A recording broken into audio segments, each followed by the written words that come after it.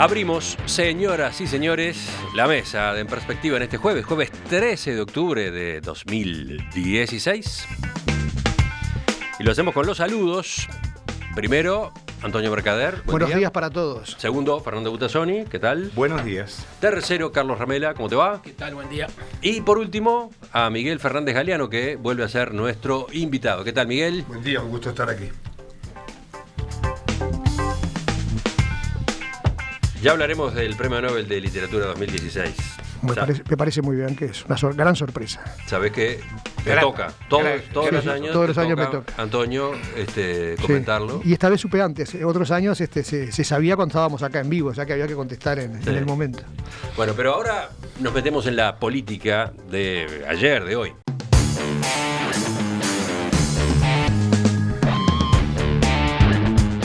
La ministra María Julia Muñoz dijo ayer en la Cámara de Diputados que el cambio de ADN en la educación que el presidente Tabaré Vázquez se fijó como objetivo al inicio de su segundo mandato es comparable a la reforma que José Pedro Varela realizó en primaria en el siglo XIX.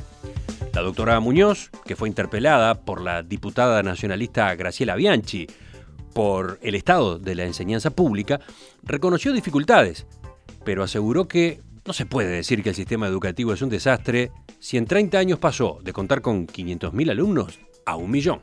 Pero se puede concluir, si analizamos con honestidad intelectual, que solo hay problemas en la educación, que nada se ha logrado, que todo está mal, que los problemas se producen por culpa o durante los gobiernos del Frente Amplio. Se puede decir que la educación es ahora más excluyente que antes. No, señor presidente. Solo manipulando malintencionadamente los datos se puede construir un relato que querría implantar la idea de que todo está mal. La diputada Bianchi, por su parte, cuestionó al presidente del CODICEN, Wilson Neto, al que acusó de ser funcional al MPP, un sector radical, dijo, que a su juicio tranca todas las reformas desde los años 90. Además, criticó a la propia ministra Muñoz por su forma de relacionarse con otros actores de la educación. Y a veces, señora ministro, nosotros vemos en usted una persona que siente que tiene patente de corso y que usa la ofensa como forma de relacionamiento. Ahora, el problema es que no lo usa solamente con los docentes, con los maestros, con los profesores, con funcionarios jerárquicos del ministerio, sino que a la población le molesta, porque la población quiere volver a tener confianza en la educación. 18 horas duró este llamado a sala que culminó sobre las 4 de la madrugada de hoy sin consecuencias políticas. Antonio, ¿tú querías empezar con el tema? Sí, empiezo por decir que con cierto conocimiento de causa afirmo de que el ministro de Educación, o ministra de Educación en este caso, no tiene mucho para hacer en esta materia, dada la autonomía que yo considero excesiva de los organismos de enseñanza. Como no tiene mucho para hacer, tiene que aferrarse a lo poco que puede hacer. Y hay dos cosas que los ministros pueden hacer. Una es actuar públicamente porque de alguna manera representan al sistema educativo y pueden en esa actuación pública hacer críticas, procurar enmiendas de cosas que están mal, usar la opinión pública un poco a su favor, o sea que esa es una posibilidad, la actuación pública que tiene el ministro. Y la segunda es un instrumento que le da la Constitución y la ley, que es convocar a la Comisión Coordinadora de la Enseñanza, que es algo que en el pasado se hizo con mucha frecuencia, que dio buenos resultados y que es la única chance que tiene el ministro de hacer recomendaciones. Yo me temo que en este caso la ministra ha fallado en ambas cosas y yo no sé si estuvo eso en el eje de la interpelación de la diputada Bianchi, pero es evidente que en materia de actuación pública la ministra Muñoz deja mucho que desear. Tiene una actitud hiriente, tiene una actitud desdeñosa hacia los docentes. Por ejemplo, eso que dijo cuando cesó a uno de sus colaboradores en el ministerio, es un maestro, como diciendo, aquí yo tengo un grado universitario y para mí un maestro es algo inferior.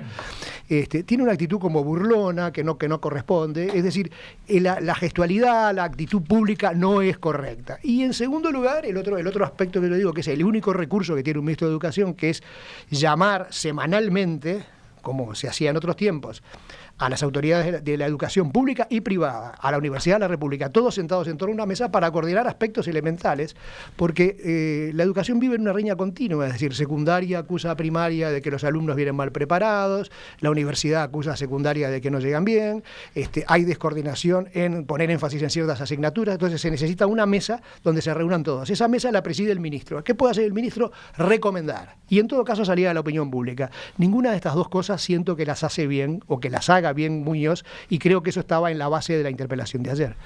Fernando, ¿tú la seguiste? Sí, no hasta el final, pero la seguí durante un buen rato.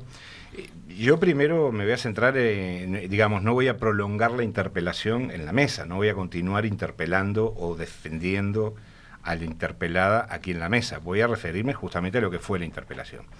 En primer lugar, yo creo que la carga... ¿Estás criticando, Antonio? No, diciendo... Sí, yo creo que sí. Estoy diciendo cómo yo voy a enfocar mi intervención. Bien hecho un tigre hoy. Antonio me hace reír, y bueno, él lo sabe. Y voy a decir por qué, porque se cumplen 30 años de la edición de su novela El Tigre y la Nieve, y está siendo motivo de una reedición, por eso le digo que está hecho un tigre. Una crónica ayer en la diaria maravillosa. Exactamente. ¿no? Muchas gracias. Está hecho un tigre, por eso se lo digo con toda bondad. Pero no me vas a mellar el filo. Ahora sí, vamos a dejar a Fernando que continúe con su intervención. Yo lo que digo es que la interpelación, en una interpelación, para que la interpelación funcione adecuadamente con los objetivos que están previstos y que en muchos casos la sociedad o sectores de la sociedad esperan, uno de los elementos, la carga principal de esa instancia radica en el miembro interpelante. El interpelado va allí a comparecer y a dar las explicaciones o a responder a las preguntas que el interpelante le haga.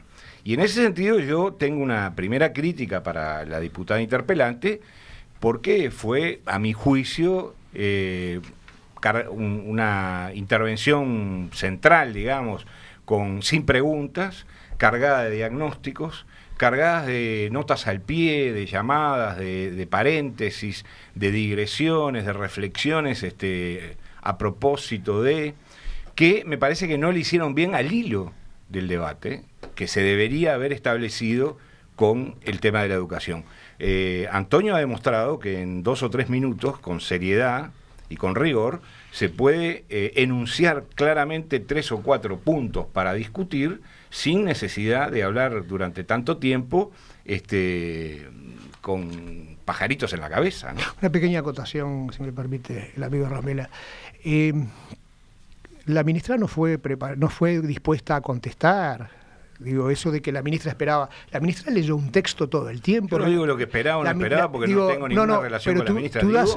Digo que la interpelante, lo dijo expresamente, no hizo preguntas. Tú das idea, claro, digo, no hizo preguntas, pero digo, lo que fue un poco... Es insólito que una interpelación no tenga preguntas. Lo que fue un poco fastidioso fue ver a la ministra leyendo un largo texto y después sus colaboradores, personas de la enseñanza, su secretario, etcétera, etcétera, leyendo durante 2 o 3 horas un bibliorato que ya traían hecho, totalmente desconectado de lo que dijo la interpelante. Ahora, pero ya, Antonio, es una película que ya vimos, Antonio, ¿no? Las interpelaciones en Uruguay son así. Leyendo como loro. Antonio, cuando ya te dejo. Cuando un ministro habla improvisando, por decirlo de alguna manera, se le acusa de no tener el rigor de los datos arriba de la mesa. No. Cuando lee un texto que ha preparado justamente para responder a la interpelación, se le acusa de que lee un texto preparado anteriormente. Entonces la interpelación, digo, yo no entiendo cuando tú dices que no contenía preguntas, contenía una serie de críticas a las cuales no se contestó. Bueno, voy a amparar en el uso de la palabra a los otros tertulianos.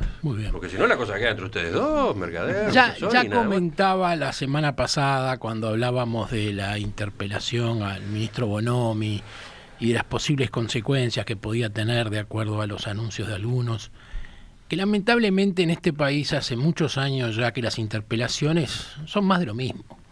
No voy a decir un circo para no usar una expresión muy peyorativa, pero como titula hoy un diario, es un diálogo de sordos, aportan poco, ya se sabe que no va a haber consecuencias.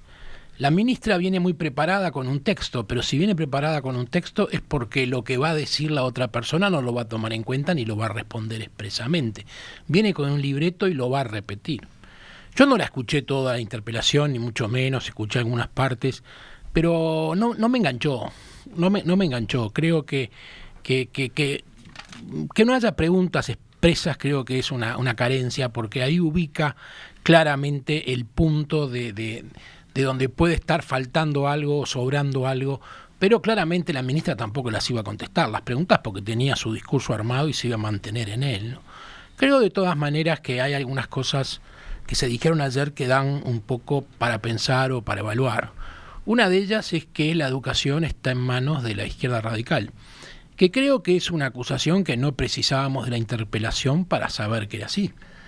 Así como algún otro sector de la vida del país, es evidente que la educación está manejada por determinados sectores que trancan, impiden y no dejan hacer por temas ideológicos especiales.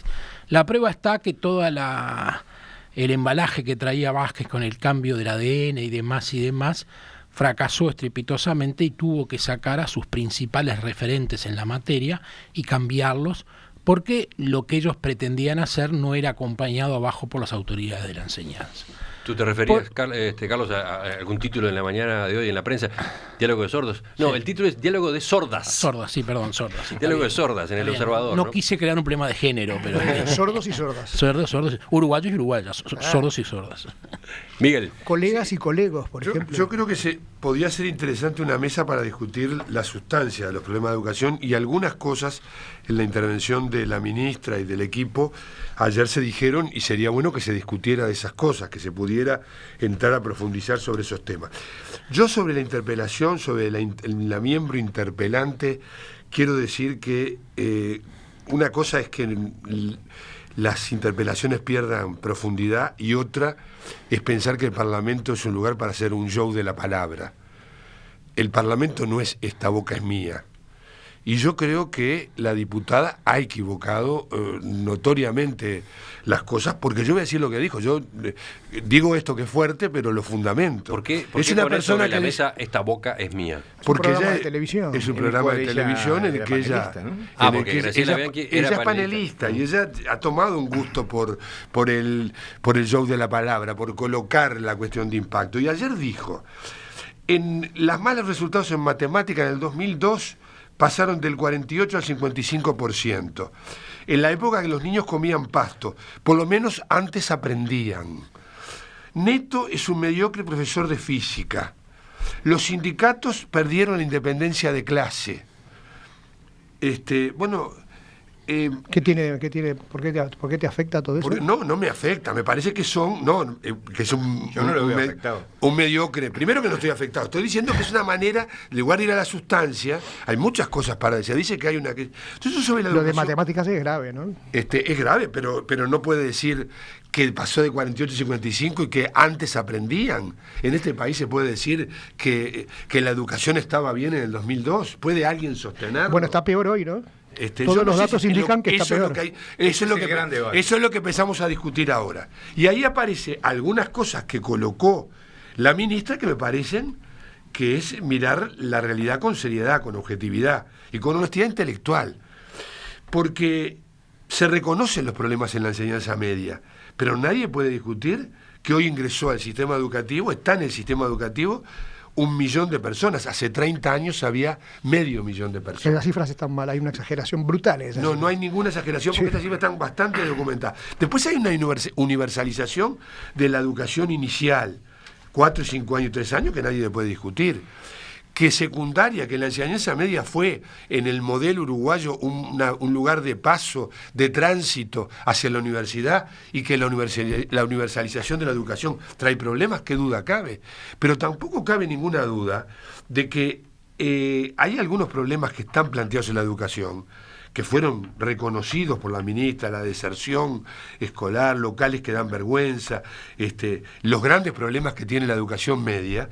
Esos problemas que fueron reconocidos, de alguna manera hay que tener en cuenta que también tienen que ver con el contexto, con la contextualización en la que se da el sistema educativo. Entonces yo digo, ayer se planteó que hay un impulso, hoy aparece en la prensa que eso no se estaría impulsando, con lo cual yo, si no se está impulsando, lo critico. En el búsqueda de hoy está un anuncio de que no se está impulsando. Pero se habló de un marco curricular de referencia nacional, con perfiles de egreso.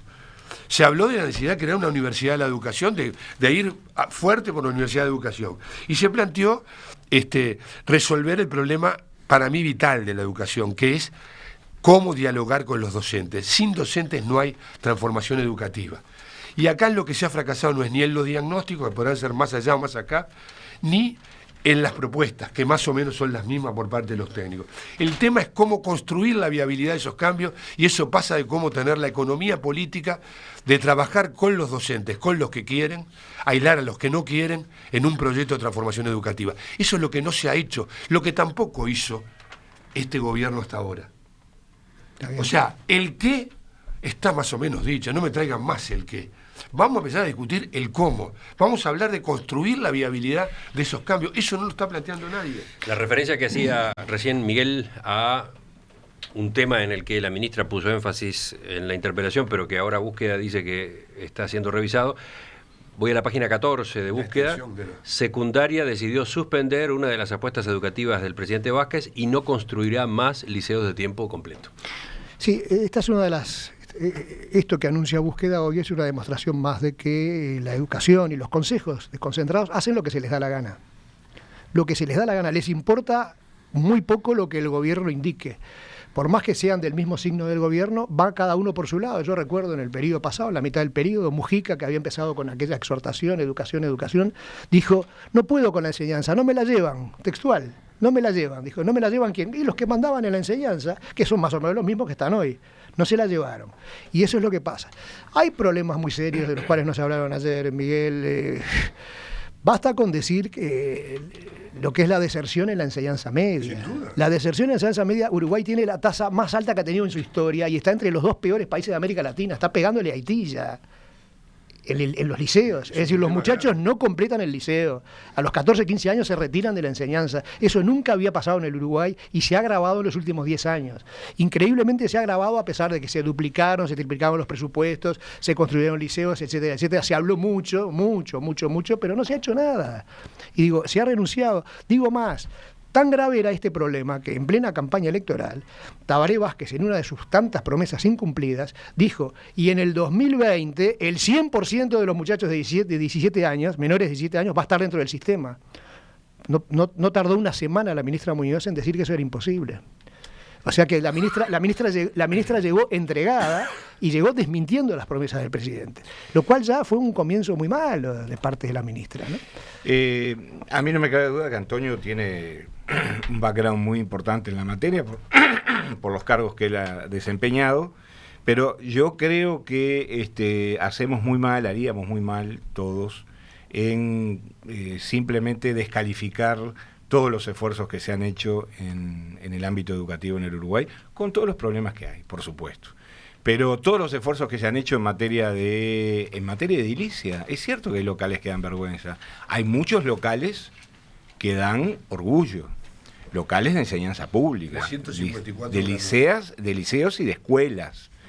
Es cierto que hay algunos problemas de enseñanza-aprendizaje que son importantes. También es cierto que se ha hecho un esfuerzo importantísimo por introducir a los niños uruguayos en la era digital y modernizar el concepto de enseñanza-aprendizaje. El plan Ceibal no es solamente que un niño tenga una computadora, los vincula con el mundo, vincula a su familia con el mundo, con la información. Creo que hay elementos que son muy importantes, en los cuales el país, todo el país, no el gobierno, ha hecho un enorme esfuerzo desde el punto de vista económico. Entonces, me parece que dar una sensación de caos, bueno, hay caos es como el pastorcito mentiroso, ¿no? Hay caos en la educación, hay caos en la enseñanza, seguramente la semana que viene habrá caos en la salud pública. Me parece que no le hace bien al sistema y no refuerza lo que planteaba Miguel. Hay que discutir, debatir y enfrentar en aquellos aspectos en los que realmente pueden modificarse las cosas. Fernando, la sensación de caos, perdón por esta interrupción, la sensación de caos se las arregla muy bien la enseñanza para darla. Caos es, por ejemplo, que por un cachetazo a una maestra paren todas las escuelas del país, no se dé clase en todas las escuelas del país. Eso es caos. No, yo creo que la gente se encuentre de golpe que no puede ir a trabajar porque tiene que cuidar a los niños en su casa. El caos lo provoca el propio sistema. Yo creo que el caos, como ustedes lo han llamado, es algo que surge a la vista todos los días. No hay que ser un experto, y quizás por no ser un experto en educación uno pueda estar omitiendo algo del diagnóstico correcto, pero parecería que las cosas no andan bien. La ministra hace estadísticas o da números con un horizonte de 30 años. No sé por qué toma 30 años cuando se está hablando de la evaluación de estos gobiernos del Frente Amplio que llevan 12. Ahora, los números que se conocen permanentemente sobre los índices de deserción, sobre las pruebas PISA, sobre lo que sea, siempre dan mal y cada vez peor. Si uno busca analizar el avance que han tenido los jóvenes en determinadas materias puntuales como matemática y demás, siempre es para atrás. Entonces, no se precisa ser un graduado en educación para entender y ver el país y darse cuenta que en esa materia hay un gran debe. Un gran debe que parecería que se sigue manteniendo a pesar de alguna voluntad de cambio, porque parecería que hay un núcleo duro en la enseñanza que claramente está formado por los docentes y los sindicatos, resisten cualquier cosa. Entonces, ustedes dicen, tú decías, Miguel, basta de diagnóstico, basta de realidades, vamos a ver, no vamos a hablar más del qué, sino del cómo. Bueno, el cómo es lo que el gobierno está buscando hace 12 años y no ha podido solucionar. El cómo. Entonces, ahí está el gran problema y ahí está donde las autoridades tienen su cuota de responsabilidad. La ministra Muñoz, en ese sentido, no ha sido una persona fácil para conseguir ese cómo. Ha echado despectivamente a todos los que lo rodearon. Ha menospreciado a personas porque eran maestros, como dijo Mercadero, y tiene un talante y un tono autoritario que no hace bien. Pero a pesar de todo, además, se la llevan puesta las autoridades porque hacen lo que quieren. Entonces, el problema del país es que realmente tenemos una educación que no avanza. No hay que hacer diagnósticos o comparaciones de 30 años para atrás, hay que hacer de 5 o 10 años para atrás. Venimos en franco retroceso. Las soluciones que este mismo presidente actual, este mismo gobierno propició, no se llevan a cabo ni se empiezan porque los sindicatos y los docentes le dicen que no. Y entonces, ¿dónde estamos? ¿Cómo salimos de esta situación? ¿Por qué decías, es verdad, Miguel, recién cuando hablaba Carlos? Decía porque hay algunos puntos sobre los cuales ha habido una definición muy clara, tanto en el programa del Frente Amplio, como incluso en una discusión donde estaban involucrados muchos de los actores actuales con responsabilidades en el gobierno de la educación, en la Fundación Liber Seregni. En ambos lugares se avanzó y se discutió y se hicieron documentos sustantivos respecto con Filgueira al frente. Entre otros con Filgueira, con muchos compañeros y con Neto y con todo. Es decir, los acuerdos que tuvo en materia programática y en materia de diseño de una transformación del sistema educativo fueron con todos los actores. El Frente tiene esa capacidad, tiene la capacidad de discutir, de articular. Después viene un tema que es cómo se lleva eso, cómo se construye la viabilidad política, práctica, para que esa transformación acontezca, para que las cosas pasen. Y ahí aparece un tema de economía política, es decir, lo que estaba planteado en el sistema educativo era resolver, seguir avanzando en el tema de consolidar el salario de los docentes y de los maestros y de los docentes de secundaria, etcétera, porque hay que seguir avanzando, porque las comparaciones hay que hacerlas todas y los docentes de Uruguay ganan comparativamente mucho menos que, ni hablar que con los países desarrollados, pero también con muchos de los países donde se dice que hay resultados, y los hay, pero a su vez, porque creo que había que discutir el tema salarial en conjunto con la propuesta, con los sindicatos.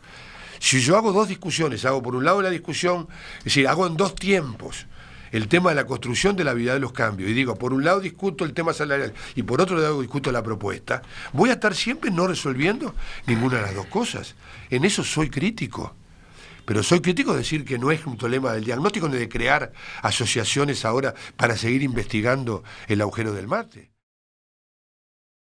Antes de pasar al próximo tema, elijo uno de los mensajes que llegan de los oyentes. Alberto, su correo electrónico está titulado así, y seguimos hablando. Y seguimos hablando y seguimos perdiendo generaciones. Solo piensen que el 50% de los trabajos que hoy conocemos desaparecerán para el año 2020. Por lo tanto, Los liceales de hoy, o peor, los escolares de hoy, que saldrán al mundo laboral en el 2025, tendrán dos opciones: o ser delincuentes o ser mendigos, pero difícil que puedan conseguir trabajo. Hoy seguimos teniendo buena calidad de empleados en Uruguay, pero de 30 en adelante. Entre 20 y 30 ya es difícil diferenciarlos con otros educados en el resto de América Latina. Creo que no lo queremos ver porque duele, dice este oyente.